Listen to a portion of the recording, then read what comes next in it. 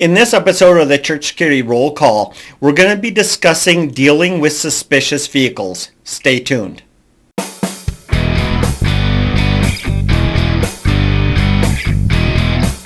Hi, this is Chris with Sheepdog Church Security, and this is your Church Security Roll Call.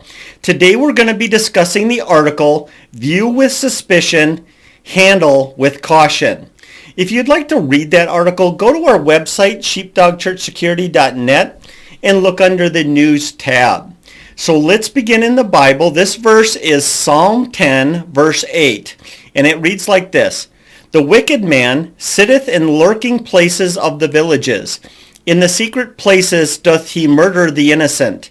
His eyes are privily set against the poor.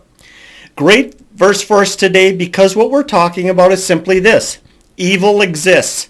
People are out there wired a certain way to see the world burn. They're evil, they're dangerous, and we as safety team members can come across these people. We are going to be focusing on approaching a suspicious vehicle, and before we do that, I want to give kind of a disclaimer. One of our past graduates recently dealt with this situation, and it resulted in a safety team member being killed.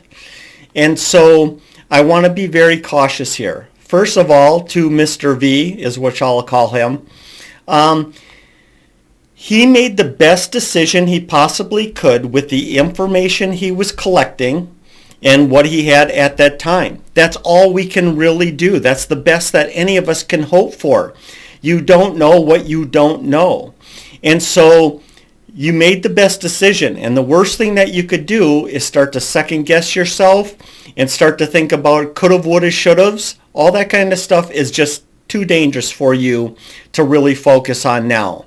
And so you may not want to listen to this program, because what we are going to do is we're going to try to do our best to honor the fallen by discussing some of those would've, could've, should've's, right? So I've had a month now to think about this situation and other situations like it, dissect it, and come up with the best possible way of dealing with this type of situation where you probably had less than an hour. You had moments, minutes, as opposed to weeks like I have. So, and that's a good thing for all of us to hear, is we are going to make mistakes.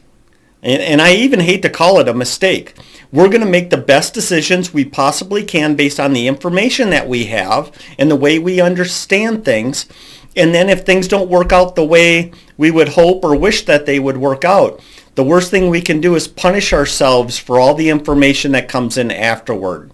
You know, one of the things they'll tell law enforcement, if you're involved in a deadly force incident, avoid the news for the next couple of weeks. Don't watch the news, because everybody and their brother is going to come out and say how you did this right or did this wrong and all that good stuff.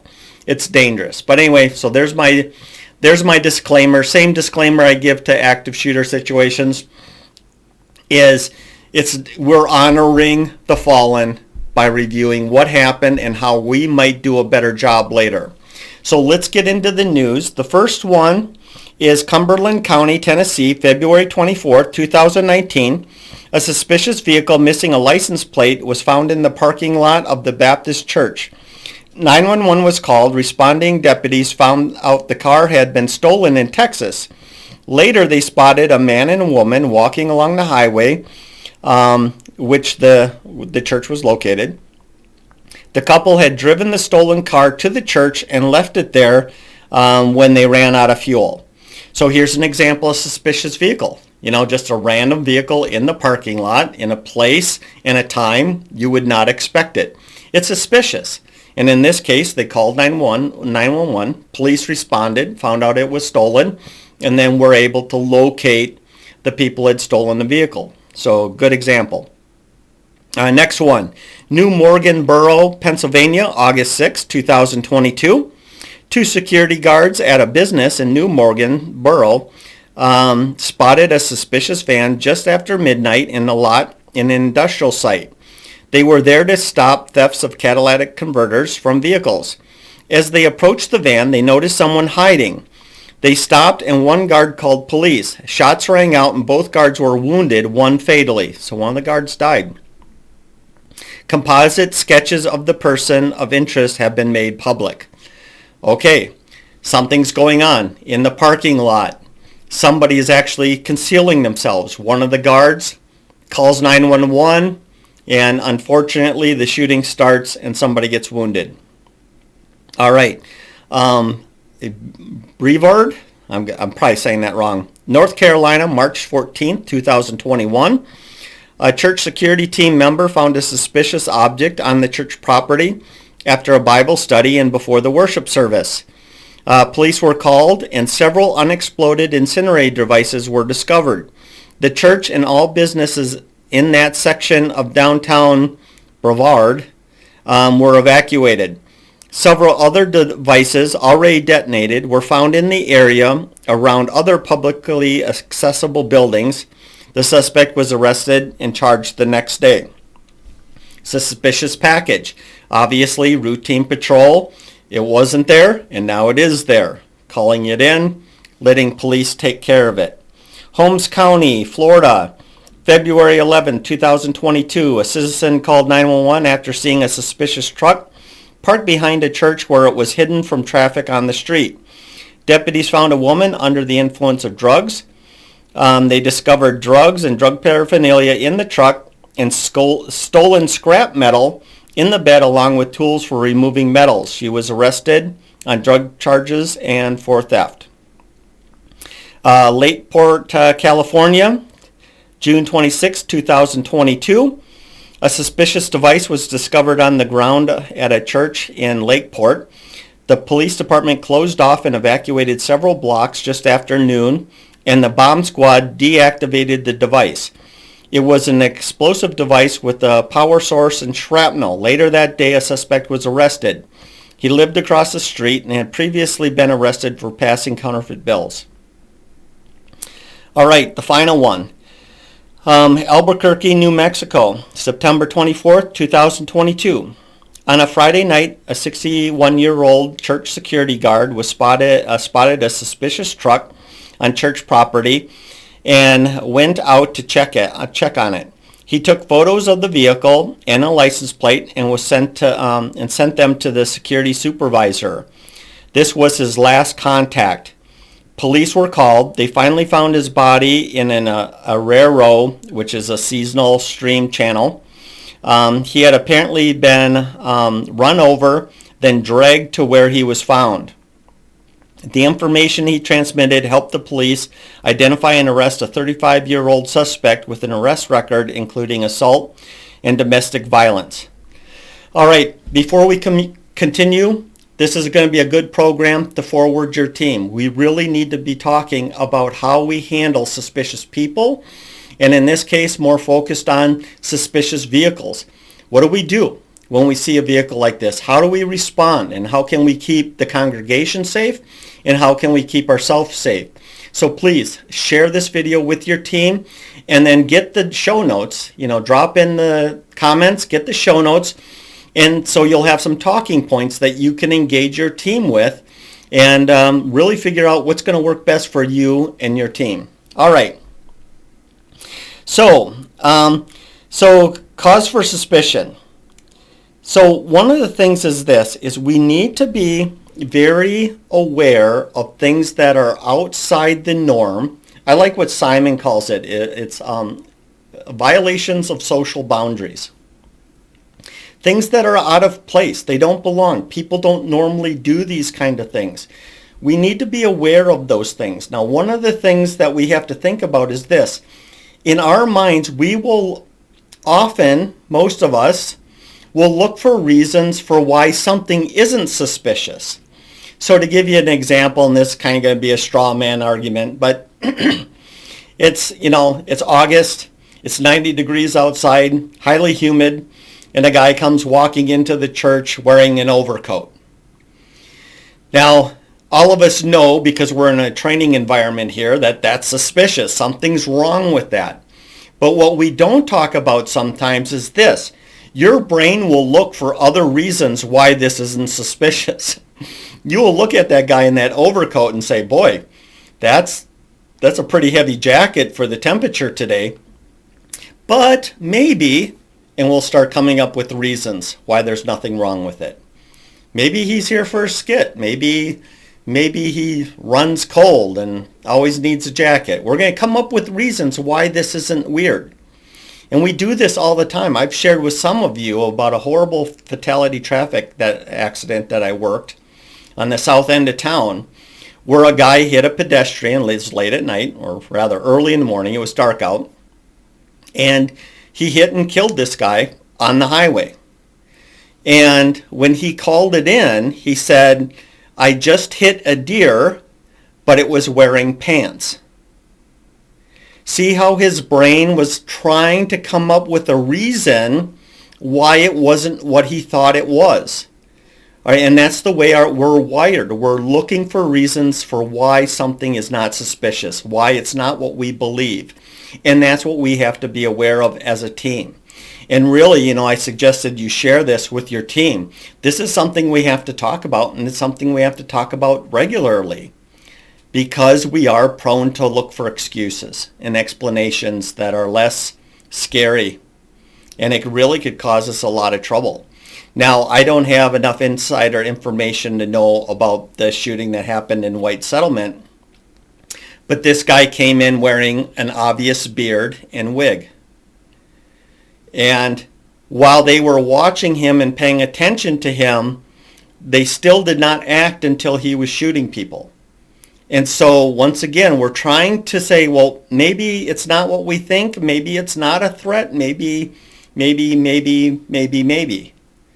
And so, like I said, I don't have any inside information, but I'm using it as an illustration as how even deadly situations, a real red flag, if you will present itself, and we won't know how to process it unless we have these pre-conversations about processing it. All right, so let's move on. So what I want to get into is basically approaching dangerous vehicles. So this is the practical part of the training today. What do we do when there is a suspicious vehicle in the parking lot? How do we deal with it? How do we approach it? If we're going to approach it, how are we going to handle this? So let's talk about that. The first thing is this, is if you're working off hours and it's dark outside, call police. Always call police if it's dark outside. Let them handle it. They have all the tools, right? They have their squad car. They got spotlights. They have body armor. They have vests. They have a firearm. They have backup coming or backup there. They have more tools than we have for dealing with that type of situation. I can think of no reason at all why we should be approaching suspicious vehicles on the church property at night. Let the police handle it. Now, I understand for some of you, you're in jurisdictions where you call police and you'll be lucky if they show up in a couple of hours. That doesn't change everything. Call police. Keep an eye on it in a safe place. Keep an eye on it. Hopefully you have cameras. Great. Get lots of video. Take pictures of them. Do whatever you have to do, but make sure that anything you do to record their activity is done in a place that is either highly safe, like you're inside an office watching through a camera, or it's someplace where you could get safe very, very, very quickly, like a split second, you could be in safety. So make sure, you could retreat through a door or something to that effect to be more practical, or around the corner of the building where you've got cinder block or some sort of cover. You have your exit plan in place. But at night, just call the police. Let them handle it. The next thing is never approach a vehicle on your own. So when we talk about in the domestic disturbance or the verbal de-escalation course, one of the things we talk about is you see a suspicious person, the first thing you do is you call your team to get backup, right? We never approach a suspicious person or a potentially violent person without backup. So here it is. You call for backup, nobody's there. You're there alone, or you're the only team member working. This is another example of calling police. Let police take care of it. Once again, they're your backup. And in this case, they're the primary, and backup is in another squad car on its way. Let the police handle it. If you don't have backup, don't approach people. Next thing that we need to keep in mind here is this. Vehicles can be used as weapons. And so we do not want to be standing behind or in front of a vehicle or anywhere within their turn radius, because they can crank that wheel and cut the corner pretty tight. We're not approaching from the front or from behind. That means we're approaching from the side. Now, right now, a lot of police officers out there is like, that's not what we're getting trained to do. We do passenger side approach, all that kind of stuff. Keep in mind, that's a completely different situation. Police have the squad car pulled up behind them. They have spotlights in place. They have backup coming. They have vests. They have guns. They have all this kind of stuff. They're doing a passenger side approach. That is not appropriate for a safety team member, because what we're dealing with is not enforcement of law. Our mission is actually to protect the congregation and to safeguard ourselves as well. So I recommend a side approach within their field of vision, just like we would do if somebody was having a mental crisis in the church. We're not sneaking up on them. We're not trying to get a tactical edge on them. We do want a type of tactical edge, but we're not sneaking up on them. One of the things you might remember, especially if you're old law enforcement, is they used to teach us to kind of, when we approached a vehicle, we kind of stand in front of them, closer to the side mirror.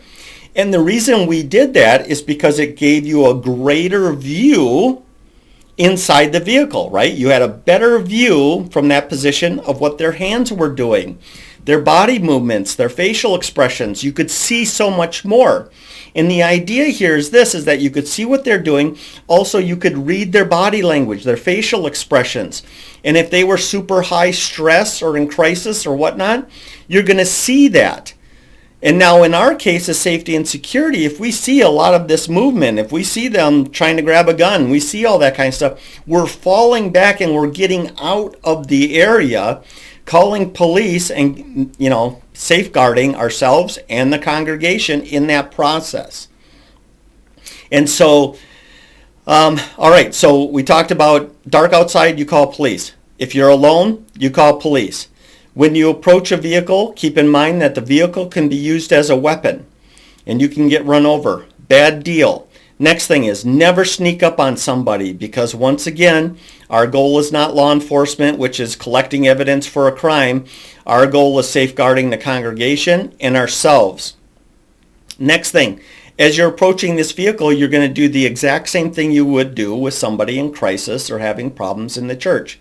You're going to be smiling. You're going to wave. You're going to observe their actions. You're looking at their body language. If they look fearful, angry, nervous, you're going to fall back and call police.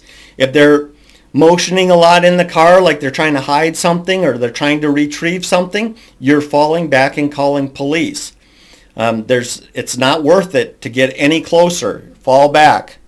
If you do get to that point and they seem everything is fine, there's nothing that indicates that there's any danger there, then you're just kindly greeting them. May I help you? I'm with the safety team. What's going on? That kind of stuff. Because there's a lot of good reasons why somebody could just be in your parking lot. I know as a fact, just as a police officer, I've sat in a lot of church parking lots to eat my lunch. People do this too. With laws that now say that you can't text and drive and talk on your phone and drive, a lot of people might just be pulling over to either look for directions on their phone, or maybe they're exchanging text messages, talking to somebody. Also, too, if you have open Wi-Fi, they might be there just to use your Wi-Fi. I mean, there's a million reasons why somebody could just be sitting there. And so that's why we have this, hey, may I help you? What's going on? That's a good contact. Now, if they were up to no good or planning to be up to no good, now they know that there's a safety team presence, and they might be like, oh, nothing, I'm out of here. Boom, and they're gone. No big deal. You did your job. You actually deterred that crime or delayed a crime from occurring by being there. If they're up to no good, and we're talking a medium or even high level threat level, then what's happening is you're identifying that threat before it happens. And so now you have a few seconds, if not longer, to now get the church into lockout or, call police. There's all kinds of advantages you have by early detection. There was a shooting not too long ago, and I'm horrible with dates and times. Sorry about this. But we talked about it where a guy was waiting in his car in the parking lot. And when church lit out, a woman came out. He shot and killed her. And then he went inside and tackled to the ground. A security guard had to run out and get his pistol to hold him at gunpoint, the whole deal. The point here is this. Early detection is good for us. And so that's part of this whole approach. You're looking at it. You're evaluating it. Every step you take, you're reevaluating. You're looking at them. You're looking at their movements, their facial expression. And when in doubt, call 911. As simple as that. If you definitely do see something, fall back, call 911.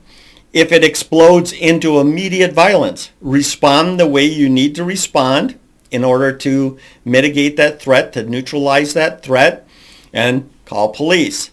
The whole process there. So I've been running a lot longer than I intended to run, but this is such an important thing for us to talk about. It's approaching suspicious people. It's approaching suspicious vehicles. How do we do that in a safe manner? And while we could really get, and I know that there are some other people out there that are providing a law enforcement type perspective on approaching a suspicious vehicle, my pushback on that is this. Law enforcement are there to enforce the law and to collect evidence, plain view doctrine. If they see that they're rolling a joint, whatever, they're seeing that. That's their job. Our job at the end of the day is this. Keep the congregation safe, keep yourself safe. And so if they see you and drive off, that's the best case scenario. If they see you and they don't drive off and they look angry, whatever, lots of emotion in their face, lots of movement, that's danger. Back away, call police. If it, and all the spaces in between. So I hope that makes sense for you. I hope that helps you. This is a good one to have a conversation with your team. Have this kind of discussion. If you have law enforcement, they're probably going to tend towards their approach. And that's fine. But at the end of the day, if it's you, and it's 2 o'clock in the morning and a suspicious vehicle comes in, turns off its lights, and you see maybe a little glow inside, there's no reason to approach that. Let the police do that. Or if it's during Sunday services and you're the only one working and you see somebody that's fiddling around in their vehicle or they're sitting out there while everybody's inside, all this suspicious kind of behavior, then once again, there's no reason for you to do that without backup. Let the police take care of it. And then all these other things, you see danger, back away, and just be aware of the fact that it could turn into a deadly force encounter. When I was working in law enforcement, I would remind myself at every single traffic stop that this could be the one. This could be the one where somebody would pull out a gun and try to kill me. And you have to have that same thought. This could be the one. This thing, no excuses, no, there's all these other reasons why it might not be suspicious, but suspicious enough for you to approach and check it out. Then it also should be suspicious enough for you to tell yourself, this could be it. This could be the time. And if that makes the hair go up on the back of your neck, fall back, call police. Let them handle it. Trust your instincts, because sometimes we see things that don't always completely register in our conscious mind, but they're there. And we know that there's something special about this approach. And if it turns out to be nothing, great, but we can't bank on that. Back up, call police, let them handle it. So I hope that is helpful to you. We just started the second quarter of our online training. It's been going really good. And we just covered the safety team fundamentals. Great stuff, a lot of good feedback, a lot of good discussion. Next week, we're going to be discussing active shooter. So if you have not enrolled and want to be part of that class, this is a good time to jump online, enroll yourself, enroll your church, whatever. And I'll see you on Sunday. Other than that, if you like this video, please share, comment, interact with it. Nobody here in safety, in this space, in church safety and security, knows everything. And that includes me. So let's have a discussion. You have a different perspective, a different thought? Let's talk about it in the comment section. Let's work through it. And so everyone benefits from that. Some of you might be surprised. Occasionally these kind of conversations do break out in the comment section. And we can all learn from that and work together to learn more. So by all means, jump in there, like, comment, let's interact. Other than that, thank you so much for joining us this week. And hey, let's be careful out there.